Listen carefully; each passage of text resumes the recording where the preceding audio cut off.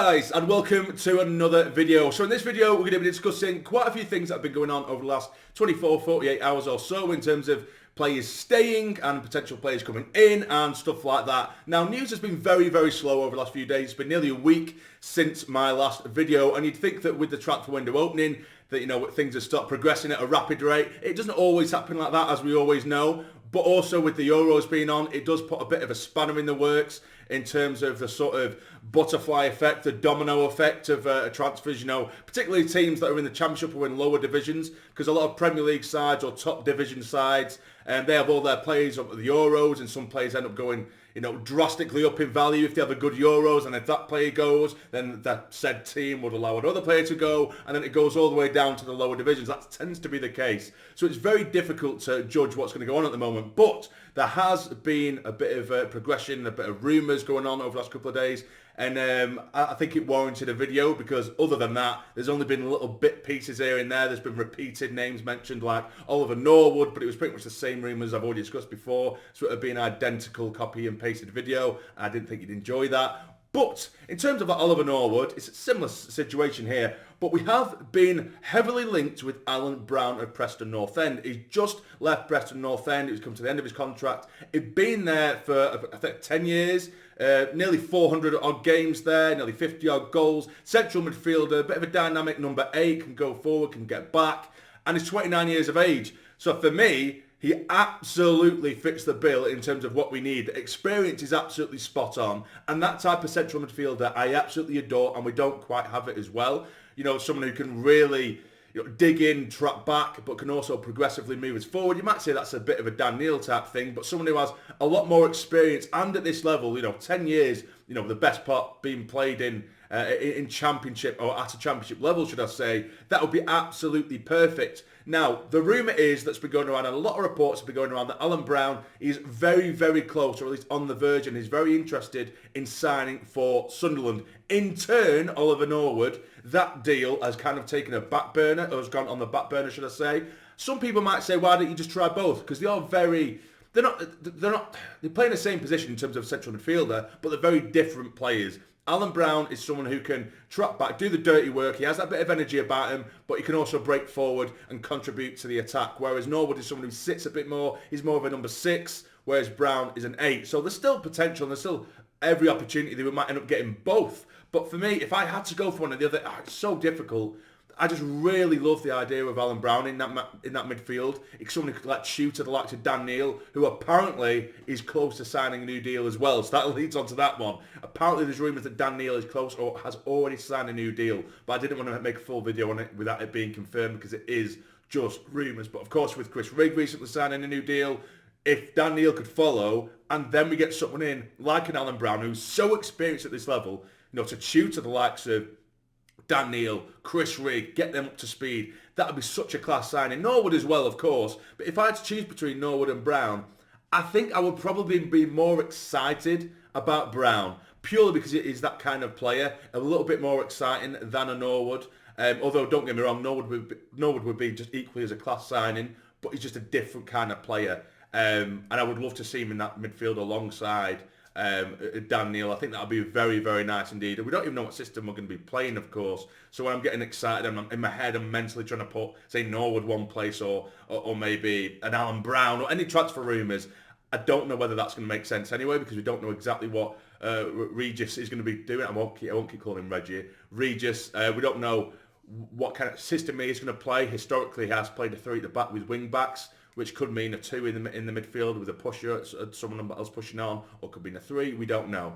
But we'll have to see. But it has been heavily rumoured, particularly today, that Alan Browne is on the verge of signing for Sunderland. So if that is the case, what do you guys think? I think that would be a perfect signing. He's been the captain of Preston. He's played the majority of his time in the Championship. So he has absolutely bundles, he has sacks of experience, and it is exactly what we need. And if anything, it's the perfect replacement for Corey Evans, and better, in my opinion, in terms of how good I think he is. I don't think he's obviously world class. I'm not going to get too over the top, but I just think it just fits the bill perfectly for what we've been screaming for in terms of experience and quality. And it was Preston's player of the season. So at 29, it's not like, no one can say in the comments, oh, he's washed up, he's too old, he's this, that, and the other. He was their player of the season last year.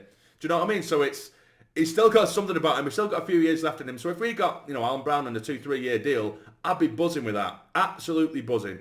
So that is the latest rumour at the moment. But also, as of yesterday, Fab, of course, on Twitter did come out and say that despite heavy rumours, well, not even rumours, he said that Crystal Palace have apparently, for the last couple of months, have been heavily tracking Jobe Bellingham, and that they've actually put offers in, they've tried to get talks ongoing, and we have had a bit of a backbone, thank God. That's something that Sunderland have never really been associated with. Usually we just bend over at the first time of asking, and we've rejected offers, we've rejected certain talks, and Jobe himself has stated that he wants to have at least another year with Sunderland. Whether that means that if we don't get in the Premier League, then he's going to leave, or if we go in the Premier League, he's going to stay, I don't know. Now, out of the main sort of core group of players that are generally rumoured to be leaving, because we do have that core group who do have a lot of value to them at the moment, i.e., you've got Dhannoo, of course, Jack Clark, Patterson, and Jobe as well. So that's just sort of core four, shall we say, that have a lot of value to them at the moment, particularly Clark, who would probably bring in the most. Jobe, for me, as much as, again, I repeat myself in these videos a lot with Jobe, as much as I do think he has a lot of potential, he's probably the one I would be least bothered about, or at least the most replaceable, I think. To be fair, same with Patterson. Again, I don't think he's a bad goalkeeper. Again, repeat myself. I don't think he's a poor goalkeeper. I don't think he's a bad goalkeeper. But I don't think he's anywhere near as amazing as some people think. Again, it's another player with loads of potential, but I think he's also replaceable. Players like Dhannoo, Jack Clark, those are incredibly difficult to replace, if that makes sense. So if Jobe was to go for a hefty sum, I wouldn't be sat here crying and throwing my toys out. I wouldn't at all. If we got a decent fee anyway, if it was like 3-4 million, then I'd be like, what are you doing? What's the point? Even though, to be fair, I don't think Jobe is worth too much more than that. So if rumours are to be believed that we've been, strict and stood our ground on a 20 million price tag on Jobe Bellingham, then that's phenomenal work by the board to have a bit of a backbone, stand firm, and it looks like we're just not selling unless a certain criteria is met. And we're just trying to get the absolute most out of players, because that is the way the club is being run at the minute, whether you like it or not. And it is a very sustainable way. And if we do say, for example, get rid of Jack Clark, he's irreplaceable at this level for me. He is irreplaceable, but you can get replacements that can nearly get there potentially. But if we got 25-30 million for Jack Clark, the amount we can do with that money and bring in further players that we can recruit, it is a sustainable model. It's just frustrating when you do see these players eventually leave. And if they do go for a certain amount, then again, I'm not going to be bitching and moaning about it because it's understandable. It's when they go for a stupid cut fees that we've seen in the past. But anyway, I'm rambling on here. But yeah, so Jobe Bellingham is set to stay at the club. It's set to be a very exciting summer. And I just hope to God they get it right. I never want them to fail just so I can say, Speakman's a dickhead, or KLD's a dickhead. As much as I don't like certain things I've done, as much as I don't necessarily believe or I have a lot of broken trust with certain people at the club, I don't want them to fail just because I might not like them at this moment in time, if that makes sense, or I'm not a fan of A, B and C. I hope they do, of course, have a successful summer, because in turn that means Sunderland are successful. But again, I'm rambling. I do it all the time. But there we go. What do you guys think about the potential signing of Alan Browne? Would you prefer Norwood or Browne, or would you take both? Me, personally, I'm edging towards Browne. I think it's the more exciting signing. But I could also absolutely see the value in bringing someone like a Norwood. Are you happy with seeing Jobe stay? What value would you place on his head as well? I know I've seen a lot of comments say that he's barely worth 4 or 5 million, which I don't know. that remains to be seen. But anyway, guys, if you've enjoyed, hit the like button for me. And if you are new, hit the subscribe button. There's still literally, it's like 60-70% of the regular viewers that aren't subscribed yet. So do us a massive favour. Hit the subscribe button. It's free. It takes 2 seconds. It's really appreciated. If anything else comes up, when I can, I'm working quite a lot at the moment. If anything comes up, I will, of course, try and make videos as soon as humanly possible. But anyway, you guys take care. Have a good rest of your day. Take care. Stay jammy.